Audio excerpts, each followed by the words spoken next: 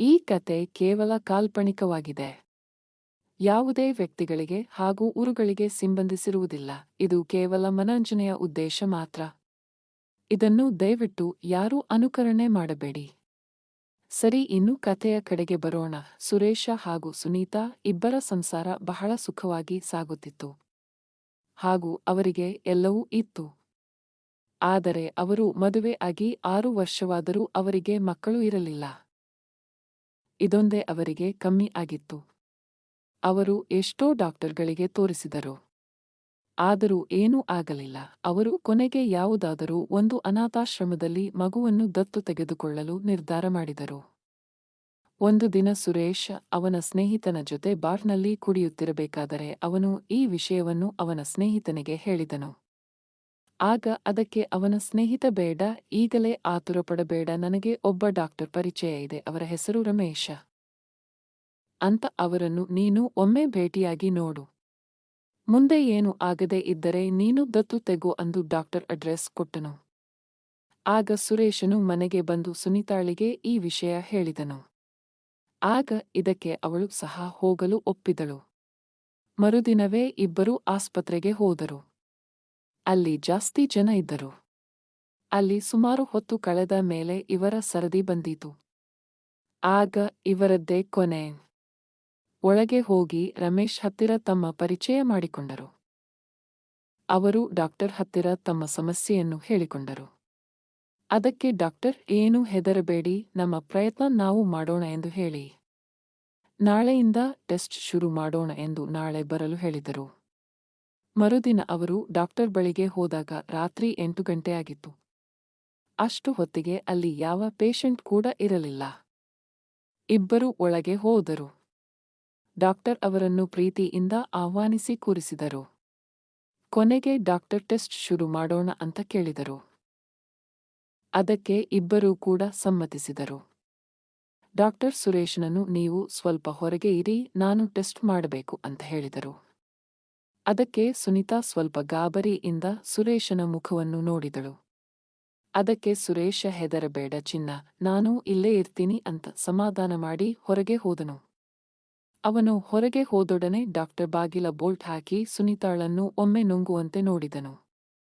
ಆಗ ಅವಳು ಅವನ ನೋಟದಿಂದ ಸ್ವಲ್ಪ ಗಲಿಬಿಲಿ ಆದಳು. ಅವನು ನಗುತ್ತಾ ಅವಳ ಬಳಿ ಬಂದು, ನೋಡಿ ಸುನೀತಾ ಅವರೇ, ಅಲ್ಲಿ ಮಲಗಿ ಪ್ಲೀಸ್ ಅಂತ ಹೇಳಿದನು. ಆ ಬೆಡ್ ಸ್ವಲ್ಪ ಎತ್ತರದಲ್ಲಿ ಇತ್ತು. ಹಾಗೂ ಅವಳು ಹತ್ತಲು ಅನುಕೂಲವಾಗಲು ಡಾಕ್ಟರ್ ಅವಳ ಬಲ ತೋಳುಗಳನ್ನು ಹಿಡಿದು ಅವಳಿಗೆ ಸಹಕರಿಸಿದನು. ಹಾಗೆ ಮಾಡಬೇಕಾದರೆ ಅವನು ಅವನ ಬೆರಳುಗಳಿಂದ ಅವಳ ಎಡಗಡೆಯ ಅವಳ ಹಣ್ಣನ್ನು ಸವರಿಬಿಟ್ಟ. ಅದಕ್ಕೆ ಅವಳು ಇದು ಅಚಾನಕ್ ಆಗಿ ಆಗಿರೋದು ಅಂತ ಸುಮ್ಮನೆ ಬೆಡ್ ಮೇಲೆ ಮಲಗಿದಳು. ಹಾಗೆ 2 ನಿಮಿಷ ಆದ್ಮೇಲೆ ಡಾಕ್ಟರ್ ಏನೋ ಜೆಲ್ ತಗೊಂಡು ಬೆಡ್ ಮೇಲೆ ಕೂತನು. ಆಗ ಅವಳನ್ನು ಒಮ್ಮೆ ಮಾದಕವಾಗಿ ನೋಡಿದನು. ಅದಕ್ಕೆ ಅವಳು ನಾಚಿಕೆಯಿಂದ ತಲೆ ತಗ್ಗಿಸಿದಳು. ಆಗ ಅವನು ಒಮ್ಮೆ ನಕ್ಕು ಅವಳ ಸೀರೆಯನ್ನು ಹೊಕ್ಕಳಿನ ಹತ್ತಿರ ಸ್ವಲ್ಪ ತೆಗೆದು ಹೊಕ್ಕಳಿನ ಸುತ್ತ ನಿಧಾನವಾಗಿ ಜೆಲ್ ಸವರಿದನು. ಅದಕ್ಕೆ ಅವಳು ಒಮ್ಮೆ ಕಂಪಿಸಿದಳು. ಅವಳಿಗೆ ಮೊದಲನೇ ಬಾರಿ ಪರಪುರುಷ ಮೈ ಮುಟ್ಟುತ್ತಿದ್ದ. ಅವನು ಹಾಗೆ ಸವರುತ್ತಾ ಇದ್ದರೆ ಸುನೀತಾಳಿಗೆ ಏನೋ ಒಂದು ತರಹ ಮೈ ಜುಮ್ ಅನ್ನಲು ಶುರು ಆಯಿತು. ಅವನು ಸ್ವಲ್ಪ ಹತ್ತಿರ ಬಂದು ಅವಳಿಗೆ, ಏನು ನಿನ್ ಗಂಡ ಸರಿಯಾಗಿ ನಿನಗೆ ಮಾಡೋದಿಲ್ಲವಾ ಅಂತ ಏಕವಚನದಲ್ಲಿ ಮಾತನಾಡಿಸಿದನು. ಆಗ ಅದಕ್ಕೆ ಸುನೀತಾ, ಏನೂ ಇಲ್ಲ, ಸರಿಯಾಗೇ ಮಾಡ್ತಾರೆ ಅಂತ ಕೋಪದಿಂದ ಹೇಳಿದಳು.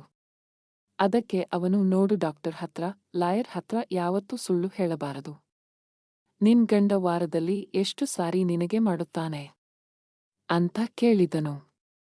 ಅದಕ್ಕೆ ಅವಳು 3 ರಿಂದ 4 ಸಾರಿ ಮಾಡ್ತೀವಿ ಅಂತ ಹೇಳಿದಳು.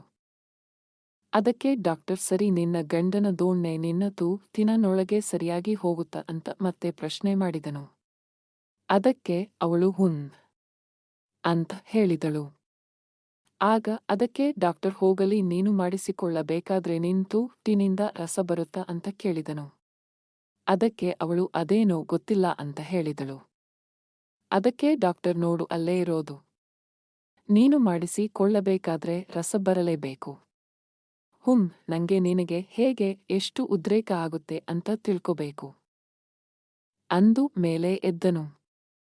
ಆಗ ಸುನೀತಾ ಸಹ ಬೆಡ್ ಮೇಲಿಂದ ಕೆಳಗೆ ಇಳಿದಳು. ನಿನ್ನ ತೂತಿನಿಂದ ಗರ್ಭಕೋಶಕ್ಕೆ ಹೋಗುವ ಲೈನ್ ಬ್ಲಾಕ್ ಆಗಿರಬೇಕು, ಅದಕ್ಕೆ ನಿನಗೆ ಇನ್ನೂ ಮಕ್ಕಳಾಗಿಲ್ಲ ಅಂತ ಹೇಳಿದನು. ಅದಕ್ಕೆ ಅವಳು ಏನು ಮಾಡ್ಬೇಕು ಅದು ಕ್ಲಿಯರ್ ಆಗೋಕೆ ಅಂತ ಕೇಳಿದಳು. ಅದಕ್ಕೆ ಅವನು ಏನೂ ಇಲ್ಲ, ನೀನು ಸ್ವಲ್ಪ ಸಹಕರಿಸಬೇಕು ಅಂತ ಹೇಳಿದನು. ಅವಳಿಗೆ ಅವನ ಮಾತಿನ ಅರ್ಥ ಗೊತ್ತಾಗಲಿಲ್ಲ, ಹಾಗೆ ಸುಮ್ಮನೆ ನಿಂತಳು. ಅವನು ನಿಧಾನವಾಗಿ ಅವಳ ಭುಜಗಳನ್ನು ಅದುಮಿ ಅವಳ ಮುಖವನ್ನು ತನ್ನ 2 ಕೈಗಳಿಂದ ಹಿಡಿದು ಅವಳ ತೂಟಿಗೆ ಇವನ ತೂಟಿ ಸೇರಿಸಿ ದೀರ್ಘ ಚುಂಬನವನ್ನ ಕೊಟ್ಟನು.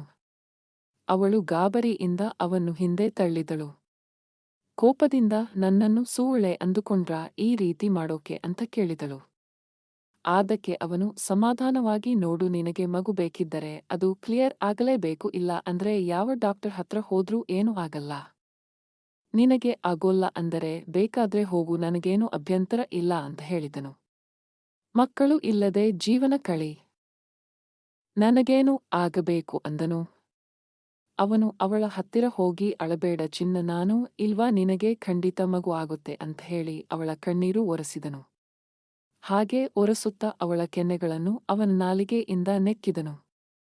ಅವಳ ಕೆನ್ನೆಗಳನ್ನು ಮುದ್ದಾಡಿದನು. ಅವಳು ಸಹ ಅವನ ಒರಟು ಕೆನ್ನೆಗಳಿಗೆ ಮೂತಿಟ್ಟಳು. ಅವನು ಅವಳ ತುಟಿಗಳಿಗೆ ಅವನ ತುಟಿ ಸೇರಿಸಿ ದೀರ್ಘವಾಗಿ ಚುಂಬಿಸಿದನು. ಅವಳ ಕೆಳ ತುಟಿಯನ್ನು ಚೀಪಿದನು. ಮೆಲ್ಲನೆ ಕಚ್ಚಿದನು. ಅವಳು ಅವನಿಗೆ ಪೂರ್ತಿಯಾಗಿ ಶರಣಾಗಿದಳು. ಅವಳು ಅವನ ಕ್ರಿಯೆಗೆ ತಕ್ಕ ಪ್ರತಿಕ್ರಿಯೆ ಮಾಡುತ್ತಿದ್ದಳು. ಅವನು ಖುಷಿಯಾಗಿ ಹೋದ. ಕೊನೆಗೆ ಅವಳ ನಾಲಿಗೆಯನ್ನು ತನ್ನ ಬಾಯಿ ಒಳಗೆ ಹಾಕಿಕೊಂಡು ಚೀಪಿದನು. ಅವಳು ಸಹ ಇವನ ನಾಲಿಗೆ ಜೊತೆ ಆಟವಾಡಿದಳು. ಅವಳ ಬೆಚ್ಚನೆ ದಪ್ಪ ಹಣ್ಣುಗಳನ್ನು ಅವನ ಎದೆಗೆ ಒತ್ತಿಕೊಂಡು ಅಪ್ಪಚ್ಚಿ ಆಗಿದ್ದವು. ಅವನ ನಿಗುರಿದ ನೆ ಅವಳ ತೊಡೆ ಸಂದಿ ಚುಚ್ಚುತ್ತ ಇತ್ತು.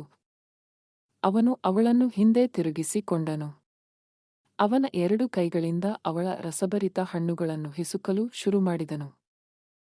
ಅವಳು ಉದ್ರೇಕದಿಂದ ಅವನನ್ನು ಒರಗಿಕೊಂಡಳು. ಕತೆ ಮುಂದುವರೆಯುವುದು. ಪಾರ್ಟ್ 2 ಬೇಕಾದರೆ ಕಾಮೆಂಟ್ ಮೂಲಕ ತಿಳಿಸಿ ಗೆಳೆಯರೇ. ಈ ಕತೆ ಕೇವಲ ಕಾಲ್ಪನಿಕವಾಗಿದೆ. ಯಾವುದೇ ವ್ಯಕ್ತಿಗಳಿಗೆ ಹಾಗೂ ಊರುಗಳಿಗೆ ಸಂಬಂಧಿಸಿರುವುದಿಲ್ಲ. ಇದು ಕೇವಲ ಮನರಂಜನೆಯ ಉದ್ದೇಶ ಮಾತ್ರ.